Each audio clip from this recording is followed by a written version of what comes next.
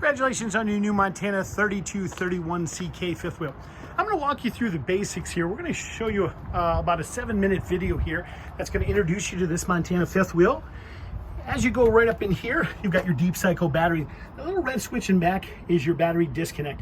You do want to make sure that's turned on like it is right now, so that it'll operate your 12 volt things, especially if you're not plugged in. This is your hydraulic reservoir for your slide outs, so you want to make sure that that has fluid in it so it'll open up your slide outs for you. Okay, over here on the side, we have our auto level. Auto level is simply a function of leveling the 6 hydraulic jacks. To turn this on, we simply push this button in the corner here, hit auto level, and then it'll level up the whole camper. When we want to retract the various jacks, all we'll have to do is hit enter to let it know that we're ready. We'll hit the rear jacks or retract the jacks once it's hooked up. There is additional instructions right here that'll walk you through each step of the jack operation. We're going to continue to walk around. This is your auto changeover valve for your gas. Your propane tank, you've got one on either side of the camper. Righty-tighty shuts off the tank, lefty-loosey opens the tank. The green indicates there is propane in the lines. That little lever at the top indicates that the tank that we're drawing from. If that's flipped to the other side, it's going to draw from this tank. Of course, if it's flipped the other way, it's drawing from the tank on the opposite side. Big basement pass-through storage. Your sewer hose, your 50 amp electrical adapter, and your jack for lowering your spare tire. This is your docking station. Up top here in our docking station, we have an exterior shower. Right below that, we have our water heater bypass and our freeze guard. Freeze guard is where we pump our antifreeze through the system. When we want to go to winterize our system, we simply have to turn that on. We're bypassing our hot water heater. We're utilizing the pump to draw antifreeze out through a 1-gallon tank. The next city water connection there is just that, our city water connection. That's where we hook in for our fresh water tank. To fill the tank, that little black lever down there, we simply flip or rotate that. Either fill or normal flow simply means we're drawing off the tank. These valves right here are low points for a hot and cold. When they're flipped horizontal like that, it means they're shut off. When they're vertical like that, it means it's draining the tanks. When these are extended, it means our gray and black tank, we pulled and emptied out any waste in those. Those push in when we have them closed. Your furnace exhaust there, your 25-foot 50 amp power cord comes with it. That was in that front compartment. Your hot water heater, there's really nothing we have to do with the hot water heater except put the anode rod back in that. If you are going to utilize the hot water heater, it is winterized right now. The anode rod goes in there with the 7/8 inch socket. Simply put this door back on here for a second. And flip this little latch. You do want to check your tires after the first 250 miles just to make sure none of your lug nuts have become loose. This is your refrigerator. There is a 110 plug-in for there. This is a gas electric refrigerator.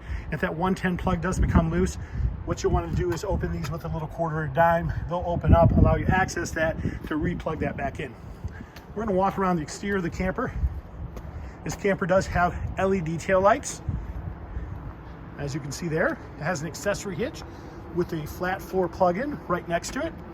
It is recommended for accessories, not typically for towing large items, but yes, you can hook up items to it. The ladder has a capacity of approximately 250 pounds and does have backers, and it is mounted to the roof. We're gonna walk around the rest of the outside of this, and we'll walk inside. Your spare tire is located underneath here, and you do use that jack handle that was in that side compartment to crank that down.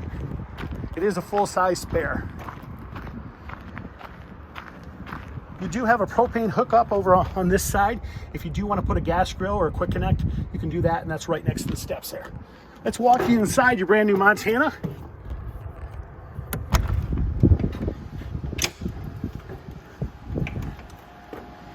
This right down here is our fuse and breaker box. Simply push to open that. Our breakers are our 110 side of things. Our fuses are 12 volt. Everything is indicated and labeled right on the door for you. If a little red light appears, that typically means one of those is tripped, and either the fuse will have to be replaced or the breaker flip back on. This is your lighting and command center here. This controls everything from our slide outs, from these various buttons down here, to our lighting on the camper here. This is our gas electric for hot water heater. Again, make sure those are not turned on unless we have water in the tank. Turns on your water pump, and these are your additional tank heaters. That controls your overhead fan, which is that large fan back there.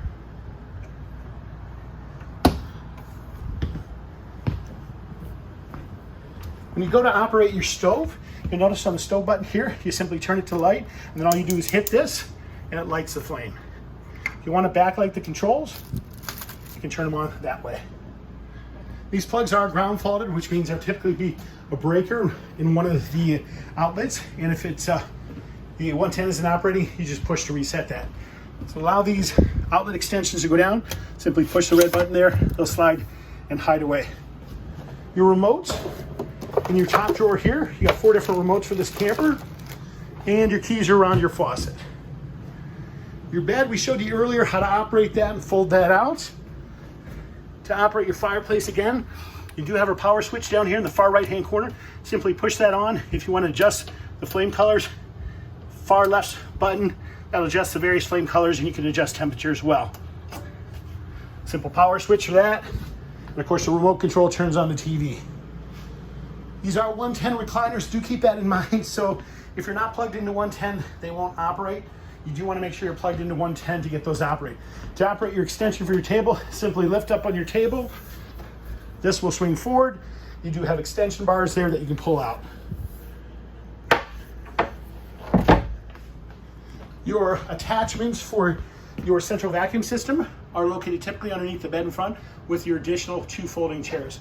These are motion sensored activated lights. When you do walk in the camper, they will be triggered and come on. Let's show you the operation of your thermostat here. Thermostat's real straightforward. We simply push this button to toggle through the various options. Auto for fan. Now we have our heat control, adjust the temperature up and down. We want to kick that off. We just hit it one more time. Hit it one more time to shut the whole system down. One more time, and we'll go to fan mode. We're going to push it a couple more times, go to air conditioning and control the temperature settings right there. These are simply power buttons to turn your various power fans on in the camper. I'm going to show you how to operate the refrigerator next. This is a gas electric refrigerator. What's nice here, real simple operation here. Simply tap the power button here that turns the refrigerator on. This indicates which source you're coming from. The little dark plug indicates that we're currently plugged in and we're drawing power from the plug. If we want to force it to only operate off the plug, we can push that again.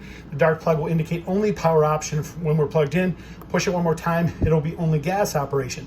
If we push it one more time, it's going to go to the most convenient power source, which means if you become unplugged, guess what? Your refrigerator will still operate off your gas. This is a temperature setting. Simply adjust it up to 8 to 9 for your initial setting. It does cool initially from the freezer. So what you want to make sure, it's already cooling. We've only had it plugged in 30 minutes, but it will start the cooling process from there and then work its way down. We're going to walk you around this camper.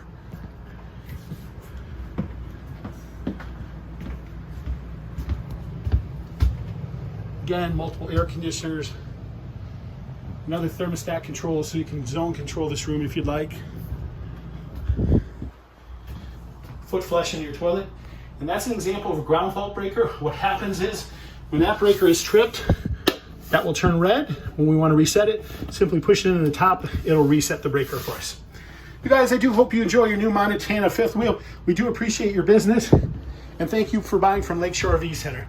Thank you again. If you have any questions, please don't hesitate to give me a call. My name is John Subchuck. You can reach me at 231-740-6225.